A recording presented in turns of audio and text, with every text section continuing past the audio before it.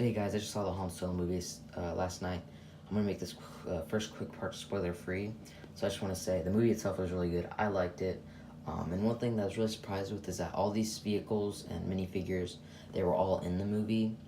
I know that like Rogue One, I think, had some minifigures that were in the movie, and then The Last Jedi had that one Scout Walker set that was not even in the movie at all. But this was a pretty accurate wave.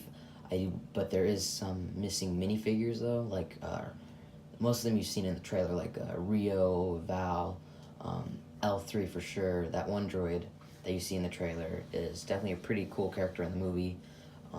She was not in the first wave of Lego sets, which I'm kind of surprised. She would have done great with the Millennium Falcon, but of course we're probably going to be seeing all those characters in the second wave, or in the summer sets, and as well as Enfys Nest and Trident Voss. Those are some minifigures that are all missing. But yeah, so I'm pretty sure for I think the spoiler-free part, I'm just going to show you guys the sets. So yeah, these are some pretty good accurate sets. But now heading into the spoiler part, maybe a few seconds. So yeah, so for the spoiler part, I just want to say that, yeah, these sets are still really accurate. I'm going to go over each set from smallest to largest. I'm going to go over the set and the minifigures and the price, of course. But just to say some quick spoilers is that these sets were really accurate for sure. And yeah, so I guess we're going to go into the first set. So the first set right here is the $15 battle pack, which this is just the vehicle. And then, of course, the minifigures are the two stormtroopers and then these two Imperial officers, I guess. I really like this set. 15 bucks is not bad. The minifigures aren't bad. I'm kind of surprised with how little screen time those stormtroopers got and how little screen time the vehicle got. And I'm going to do both of these speeder bikes at once. So for Han Solo's, really nice, pretty accurate. But these are actually both really accurate vehicles. The figures are really accurate as well. For 40 bucks and then 30 bucks, they're not bad. So for the Moloch Land Speeder, this one came with Moloch, some sort of side character, and then 2 Corellian Hounds. And then the other one came with Han Solo, Kira, and 1 Corellian Hound. I'm going to take a quick look at this character, this minifigure, because it's a really good one. This one's probably one of my favorite minifigures of this wave. Now, the character Moloch in the movie was really cool. Really liked him. Or, yeah, thanks to him. But, yeah. So, I am really surprised that those 3 sets were all, like, based off of vehicles that were in, like, the first few minutes of the movie, and then we never saw them at all for the rest of the movie. So, I am really surprised that they made these 3 sets off of just a quick 5-minute chase that didn't really last long. But I mean, they're not bad sets, and they offered some really good minifigures and a pretty good battle pack, so I'm not really going to complain about that. I am pretty happy with that. And then heading over to the TIE Fighter, this one should have been 60 bucks starting off, I think, instead of 70, but the minifigures were really good. I really liked how they were able to include the Mimban figures, like the Tobias Beckett and his like Imperial Mimban outfit, as well as Han Solo and his Mimban outfit right here.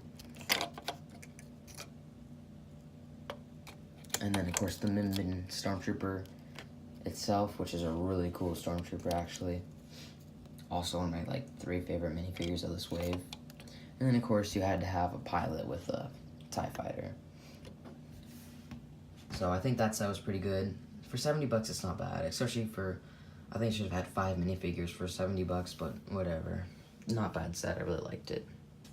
And then now finally for the Millennium Falcon, this is definitely my favorite set of the wave. I really like how the movie dealt with how the ship went from like a super pristine, clean ship to a like really bad junk looking vehicle with, you know, really nothing, with not a whole lot happening to the ship. It's actually, because, you know, before I went to go see the movie, I thought I was really interested in how they were going to make this vehicle, the Millennium Falcon. You know, it must have been, you know, this really pristine paint job for quite a long time. You know, how exactly is it that suddenly, you know, Han Solo gets it and then it becomes all damaged? Like, you know, I was kind of surprised. I was really interested in seeing how they would do that, but I really liked how it seemed like that Lando like kept the ship and used it as like some sort of like luxurious yacht kind of vehicle. Didn't really fly around with it too much. Just kind of like kept it really clean, always kept it really nice looking. And then of course Han Solo doesn't really care how it looks. He just likes how, he just really likes how it flies and how it works. And I think I liked how that worked out. But the minifigures, like Lando. So this set came with Lando, this Han Solo, the Chewbacca, Kira, and then this minifigure, Quaid Tulsite. Really odd, interesting minifigure. The character in the movie was, I mean, not bad. I liked him, I was for sure. And then this red droid was a part of the set, as well as this droid back here. Now, these two droids were in the movie. This droid, I believe, actually was the one that L3 saved first. And then we saw this droid running outside, I believe. And then that's pretty much for the sets, and then you got the 2 brick heads. But yeah, so all these characters were in the movie, which I'm pretty happy about. Now, for missing stuff, I do believe that there should be like 4 more sets to be made, or that's what I believe should be made. But from what I know, there's only gonna be 3 more, which will be the train, which is, I believe it's called the Convex, which that one would be a really good set to get, as well as the Imperial Hauler, and then Enfys Nest Speeder Bike. Hopefully, I heard the train is a $90 set, so it sounds like it's just gonna have the main train, like the main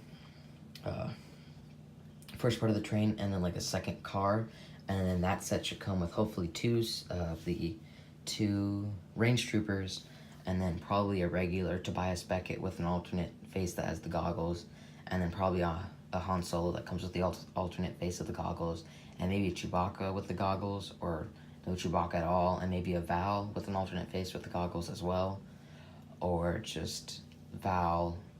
I think it's gonna be either Val or Chewbacca, but I think that'll be the minifigure lineup for that set. And then the other set looks like it's gonna have Rio, which is the Imperial Hauler, which that set looks like it'll have Rio. Hopefully that one will somehow include L3. That set should also be including probably like another Han Solo, of course. Maybe that one will have the Chewbacca. I'm not sure what they're gonna do with those 2 sets. Really interested to see. And then of course the last set should be Enfys Nest Speeder Bike, which I've heard is gonna be about a $30 set. So it's probably gonna be Enfys Nest, of course, her speeder bike, and then probably maybe they'll include L3 in that set, maybe another Lando somehow. I'm not too sure what they're gonna do with that set, but as long as we can get L3, the Strange Troopers, and all those minifigures and good sets, that's all I really care about. But till then, that's pretty much it for this video, guys. Really happy with this first wave of sets. Really excited to see what they come out next. I really am excited for these new sets coming out this summer for Star Wars, and even the Ant-Man and the Wasp set looks really good.